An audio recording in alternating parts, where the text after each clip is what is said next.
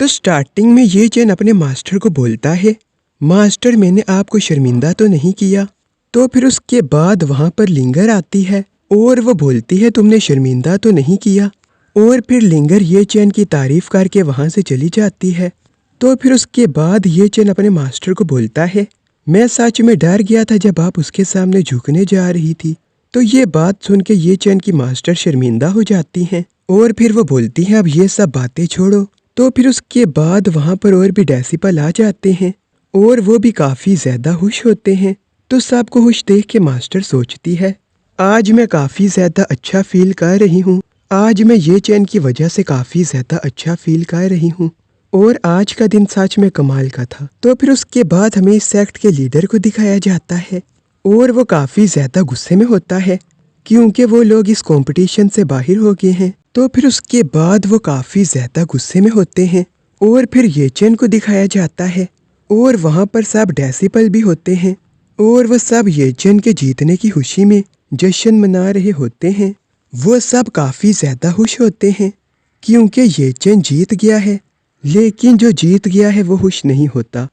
मतलब ये चैन जश्न नहीं मना रहा होता क्योंकि वो अगले दिन का सोच रहा होता है और वो बोलता है कल कंपटीशन का फिनाले का दिन है और मुझे फाइट करनी भी है। तो किससे? उस स्पिरिचुअल बॉडी से। मैं उस स्पिरिचुअल बॉडी के साथ फाइट करूंगा, लेकिन मुझे बहुत ज़्यादा फिक्र हो रही है क्योंकि कल के दिन मैं पास्ट को क्लोज करने जा रहा हूँ। चलो जो भी हो, ये एक बैटल से काम नहीं रहेगा, ये बैटल बहुत ज़्यादा खतरनाक होगी। तो फिर उसके बाद लिंगर को दिखाया जाता है, स्पिरिचुअल बॉडी बहुत ज़्यादा स्ट्रॉन्ग है, स्पिरिचुअल बॉडी रेल्म लेवल पर है और अगर ये सोल अटैक की सीक्रेट टेक्निक हुई, अगर सच में ये सोल अटैक की सीक्रेट टेक्निक हुई तो फिर ये चैन हार जाएगा क्योंकि ये भी उसके सामने सिर्फ 3 राउंड टिक पाया। तो फिर उसके बाद सीनियर शूनर को बोलती है, तुम ये चैन को कल के लिए क्यों नहीं रिस्क लेने दे रहे हो? तो फिर उसके बाद शूनर कुछ सोचने लग जाती है और वो बोलती है मैं उससे कैसे रोकूंगी। तो फिर उसके बाद लिंगर जब शूनर को देखती है तो फिर वो बोलती है आप क्या सोच रही हैं? तो फिर उसके बाद शूनर बोलती है मैं उसे नहीं रोक सकती क्योंकि उसने इतने दूर का सफ़र तय किया सिर्फ उससे फाइट करने के लिए। तो फिर उसके बाद सीन चेंज होता है और फिर हमें सीक्रेट एरिया देखने को मिलता है और वहाँ पर ये सेक्ट वाले एक डेड बॉडी के साथ एक्सपेरिमेंट कर रहे हैं। तो फिर उसके बाद मास्टर को दिखाया जाता है और वो काफ़ी ज़्यादा डरे होते हैं क्योंकि चैंगुन उनसे कुछ मांग रहा है। तो फिर उसके बाद मास्टर चैंगुन को बोलता है, लीडर आप इतनी जल्दी मरने के लिए उसका इस्तेमाल क्यों करने जा रहे हो? तो फिर उसके बाद चैंगुन बोलता है, कुछ लोगों को मरना चाहिए अगर वो मरने के लायक हैं। तो फिर उसके बाद अगले दिन सब कंपटीशन में आ जाते हैं और फिर वहाँ पर ये चैन की एंट्री होती है। आज फिनाले के लिए सब आए होते हैं और फिर उसके बाद ये चैन मास्टर को बोलता है, मास्टर मैं आपसे कुछ पूछना चाहता हूँ, आप मुझे रोकेंगी तो नहीं? तो फिर उसके बाद मास्टर ये चैन को बोलती हैं, नहीं ये चैन मैं तुम्हें नहीं रोकूंगी, तुम अपनी पूरी कोशिश करना, चाहे तुम हारो या फिर जीतो। अगर तुम हार भी गए तो फिर भी मुझे कोई भी फर्क नहीं पड़ता, तुम हमेशा मेरे सबसे अच्छे डेसिबल रहोगे।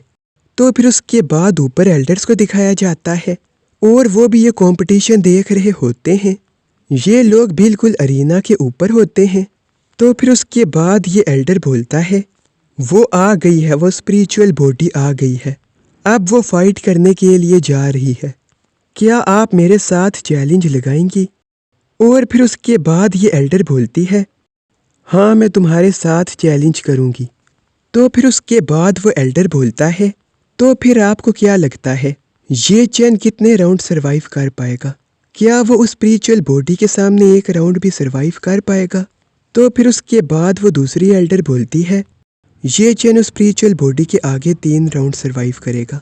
तो फिर उसके बाद वो एल्डर बोलता है, बहुत अच्छे, हम दोनों का माइंड एक जैसा है, मैंने भी यही सोचा था, मैंने भी सोचा था कि ये चैन उस स्पिरिचुअल बॉडी के आगे 3 राउंड टिक पाएगा।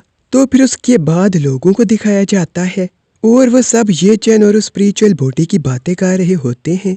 किसी को भी ये नहीं लग रहा होता कि ये चैन उसे जीत जाएगा, सबको यही लगता है कि ये चैन उस स्पिरिचुअल बॉडी के आगे कुछ ही राउंड टिक पाएगा। और फिर उसके बाद ये बोलता है, निंग शुआन के सामने ये चेन कुछ भी नहीं है। ये चेन निंग शुआन के आगे कुछ भी नहीं बोल सकता। तो फिर उसके बाद ये चेन और निंग शुआन को अरीना में बुलाया जाता है। तो फिर उसके बाद ये चेन और निंग शुआन अरीना में आ जाते हैं। वो दोनों फुल रेडी होते हैं फाइट के लिए, लेकिन दोनों में से कोई भी अटैक नहीं कर रहा होता। दोनों ये सोच रहे होते हैं कि वो अटैक क्यों नहीं कर रहा। तो फिर उसके बाद निंग शुआन बोलती है, ये चेन मुझे नहीं लगता कि तुम अभी भी कल्टीवेट कर सकते हो। तो फिर उसके बाद वो दोनों ऐसे ही बातें करने लग जाते हैं और ये देख के सब लोग काफ़ी ज़्यादा शौक हो जाते हैं। फिर वो बोलते हैं ये दोनों ऐसे बातें क्यों कर रहे हैं। तो फिर उसके बाद निंग शुआन भी रेडी हो जाती है फाइट के लिए और ये चेन भी ट्रू फायर को एक्टिवेट कर लेता है।